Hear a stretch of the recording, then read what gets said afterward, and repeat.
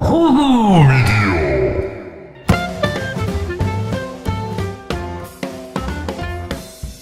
2016년 3월 27일 일요일에 인사드리는 편의적 브리핑의 책임 프로듀서 김사름 인사드립니다. 제가 저번에 때 실수를 하나 했더라고요. 그 음주 관련해서 측정 기준 강화된다고 얘기를 할 때 355ml인데 335ml라고 얘기를 했습니다. 일단은 정정을 좀 하겠습니다. 355ml입니다. 제가 혼이 너무 비정상적이어가지고 제대로 제 정보를 전달해드리지 못한 점 일단은 사과를 드리겠고요. 여러분들이 굳이 알 필요는 없는 뉴스로 진행하도록 하겠습니다. 네, 오늘 첫 소식입니다. 국민일보 기사 가져왔고요. 제목은 아파트마다 스티로폼 전쟁, 저유가로 재활용된 역마진 수거 안 해라는 제목을 들고 나왔습니다.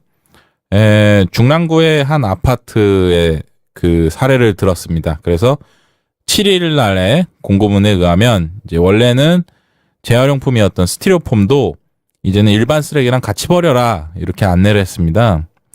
그리고 변경된 이후에 이제 9일에 그러니까 처음으로 변경된 상태로 배출을 하는 거죠. 그때도 입주자들이 여전히 스티로폼을 재활용 품목에다가 내다 버렸다는 건데 이제 그것을 경비원들이 가지고 가서 일반 쓰레기로 이제 생 노가다를 한 거죠. 시쳇말로 뺑이라고 하는데 그렇게 해서 분리를 했는데 웃긴 건 수거업체가 이걸 안 가져갔어요. 그래가지고 한 트럭 쌓여 있다는 사례를 들었습니다. 그렇다면은 왜 대체 수거업체가 가져가지 않는 걸까요? 그거는 이제 유가가 하락을 했기 때문에 그렇다는 건데요. 기존 방식으로 재활용을 하게 되면 해당 업체는 역마진이 발생하게 됩니다. 그 한국환경공단의 자료에 의하면 14년도에 그 스티로폼의 가격은 키로당 748원 그리고 806원에서 작년 1월, 그러니까 15년도 1월에는 현재 476원으로 거의 반토막이 났어요.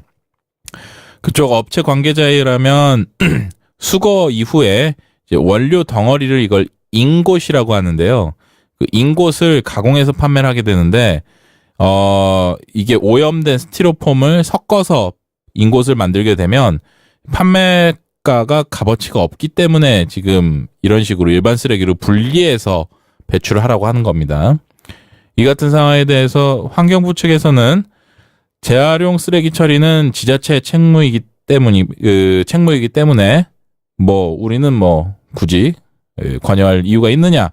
그리고 지금까지 판매 가치가 있기 때문에 아파트 단지만 하더라도 그 계약 업체가 각각 달랐다고 해요. 자, 이거에 관련해서 서울시는 또 이렇게 얘기합니다. 현재 자치구별로 그 민간 위탁업체와 계약 중이고 위탁업체는 그거를 지원을 받아서 수거 후에 재활용품을 팔아서 열심히 술도 사드시고 담배도 피우시고 하는 건데 현재 지금 아까 언급했다시피 저유가 때문에 어렵다는 거예요.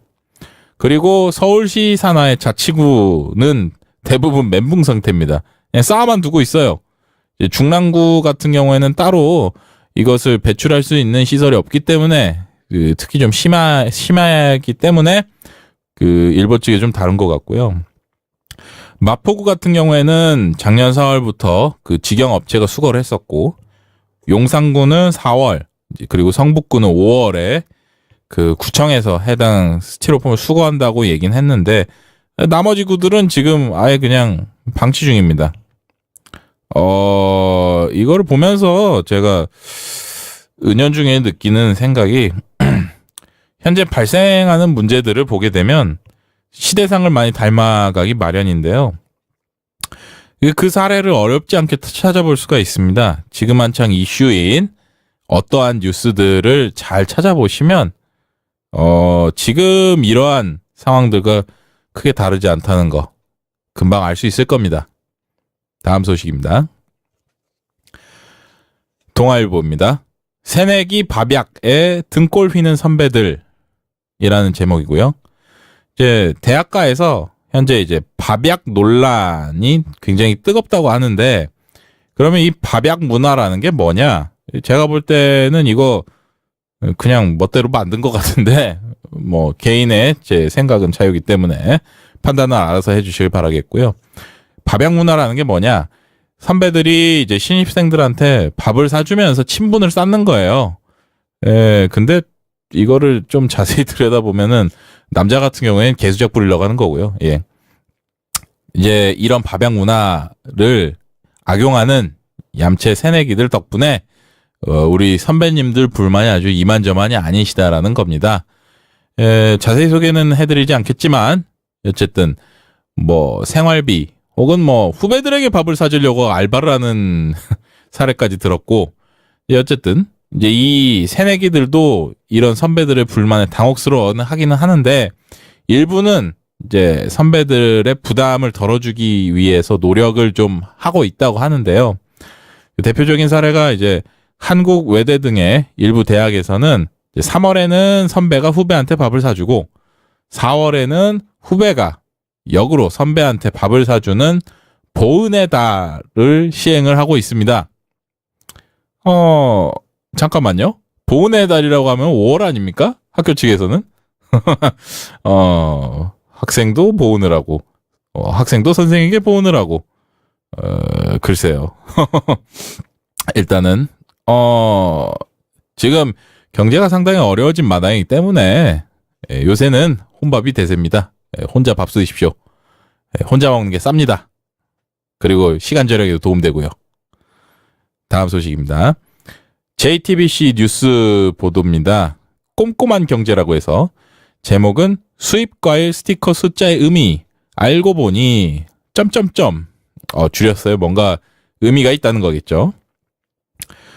수입산 과일들을 보시면 이제 그 스티커 숫자들이 붙어 있는데 이거를 풀네임이 프라이스 룩업 해서 PLU 코드라고 합니다.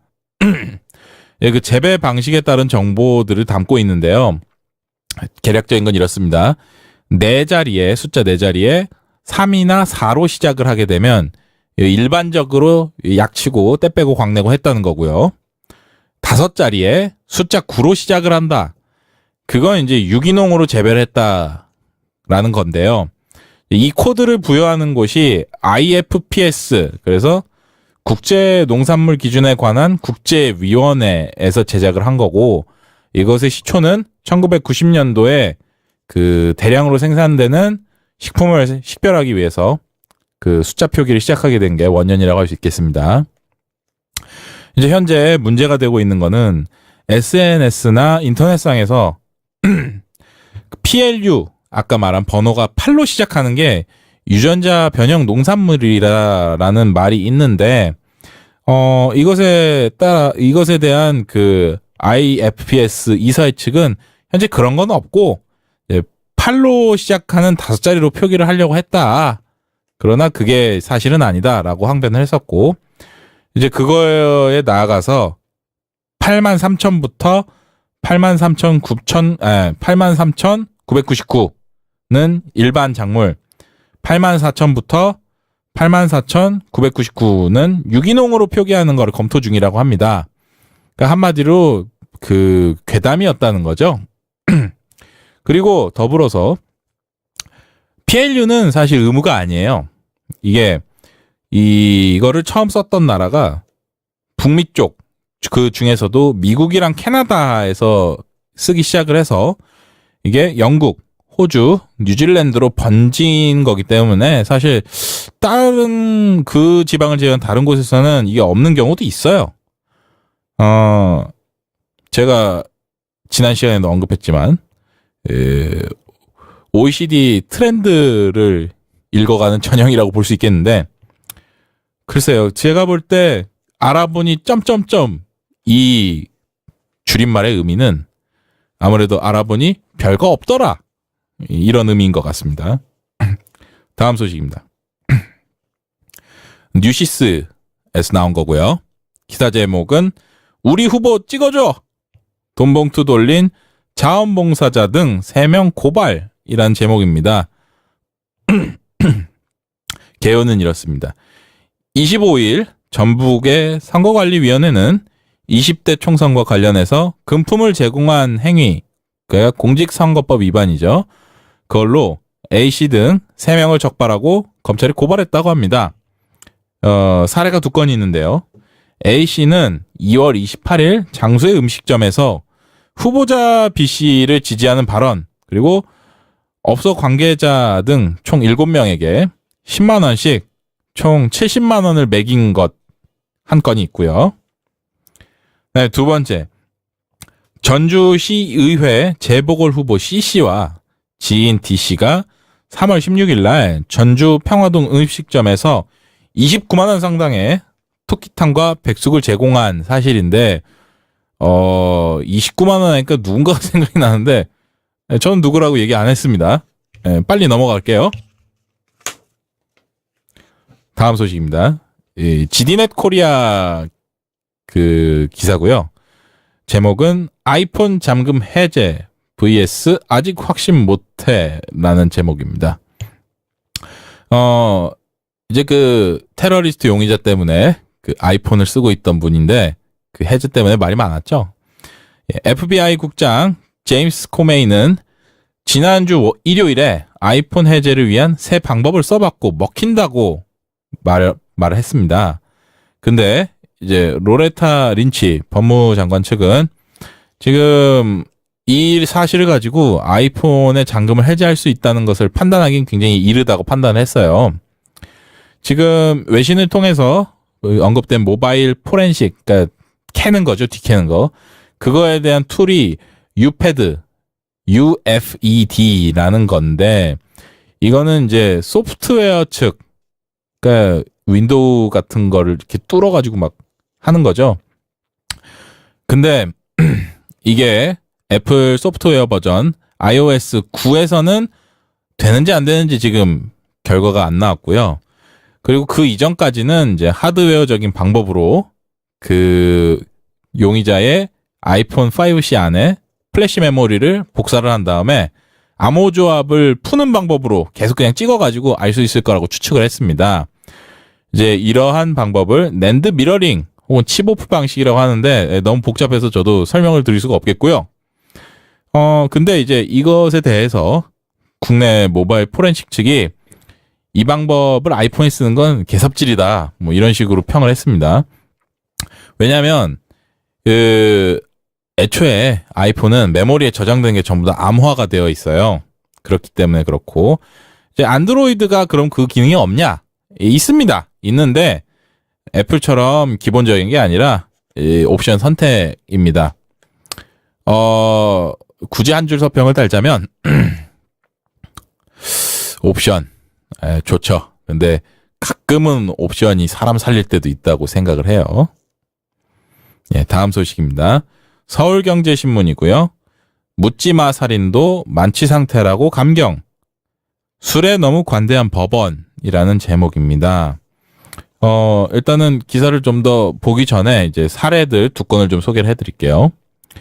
25일 날 창원지법 진주지원 형사 1부 살인과 살인 미수죄로 기소된 강모 씨에게 심신미약을 적용을 해서 징역 15년을 한 건데, 이 범죄자인 강 씨가 지난해 8월 19일 날 친구들이랑 술을 많이 드시고 꽐라가 되셨어요. 꽐라가 됐는데, 술을 더 먹자고 했는데 친구들이 술을 더 안 먹고 도망갔어요. 그랬더니 화가 나가지고 단독주택에 들어가서 60대 부부를 칼로 찔러서 숨지게 했습니다. 완전히 그 묻지마 살인이죠.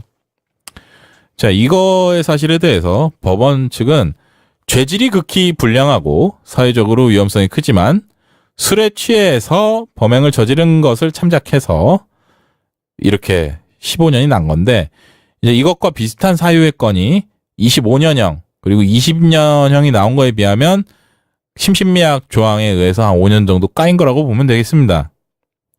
그리고 지난달 청주지법 형사 1부의 판결 관련인데요.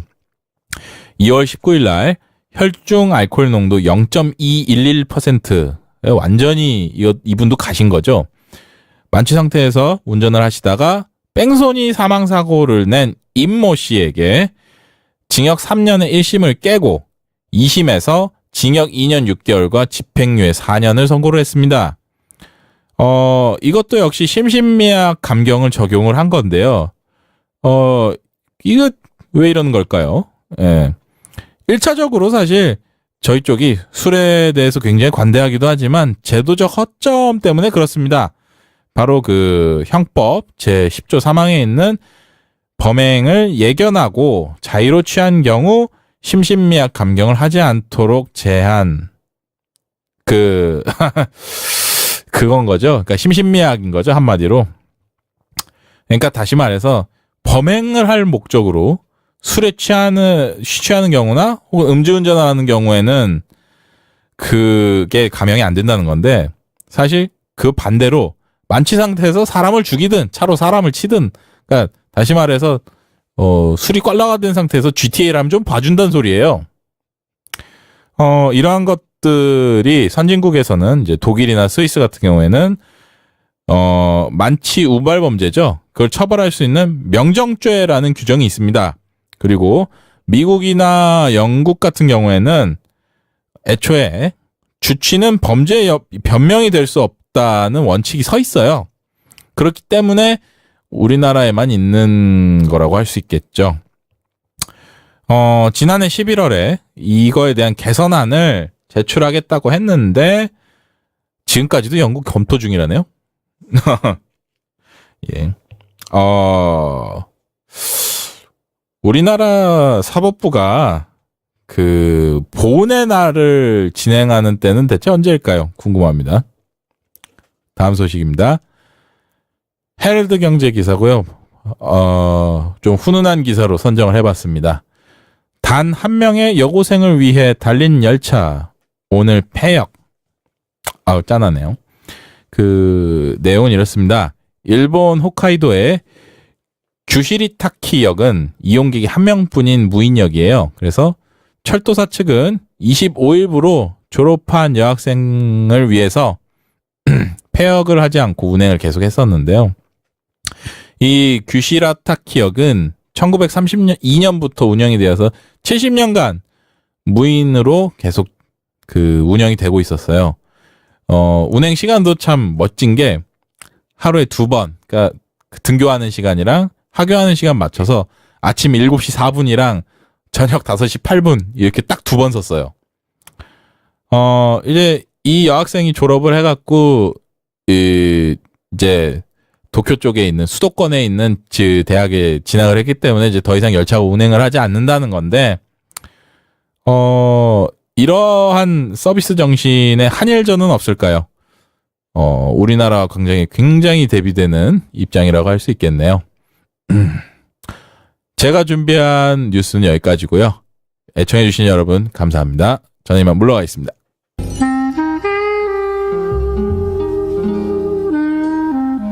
별 좀 줍쇼. 댓글 좀 줍쇼.